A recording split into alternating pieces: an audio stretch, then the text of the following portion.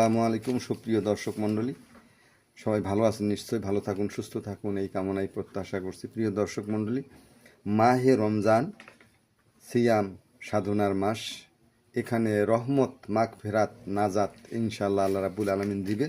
তবে সম্মানিত ক্ষমা এবং সম্মানিত পুরস্কার আপনারা কিভাবে পাবেন? ক্ষমা এবং সম্মান দুটি কিভাবে, একটি ক্ষমা একটি সম্মান কিভাবে পাবেন সেটি বলছি। ক্ষমা পাবেন আল্লাহ রাব্বুল আলামিনের যে নামগুলো ধরে ডাকলে ইনশাআল্লাহ মাহে রমজানে পরিপূর্ণ ক্ষমা পাবেন। ইয়া রহমানু, হে পরম দয়ালু। ইয়া সালামু, হে শান্তিদাতা।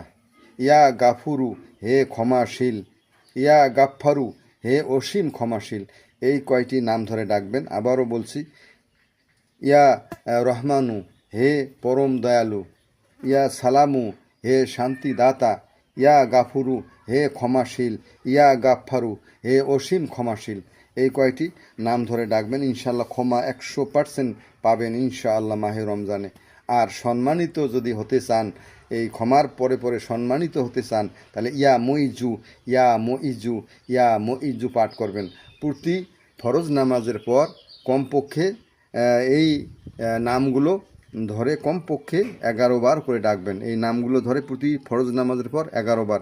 ইনশাআল্লাহ ক্ষমা তো পাবেনই মাহে রমজানে এবং সম্মানিত হবেন। ইয়া মুইজু বললে ইনশাআল্লাহ আল্লাহ রাব্বুল আলামিনের কাছে পরম সম্মানিত হয়ে যাবেন। প্রিয় দর্শক মণ্ডলী, ভিডিওটি ভালো লাগলে অবশ্যই সাবস্ক্রাইব করে দিবেন। যারা সাবস্ক্রাইব করেন নাই শেয়ার করে দিবেন, কপি লিঙ্ক করবেন, কমেন্ট দিবেন, সুন্দর গঠনমূলক কমেন্ট দিবেন এবং লাইক দিয়ে আমার পাশে যুক্ত থাকবেন। সবাই ভালো থাকুন, সুস্থ থাকুন, নিরাপদে থাকুন। আসসালামু আলাইকুম ওয়া রাহমাতুল্লাহি ওয়া বারাকাতুহু।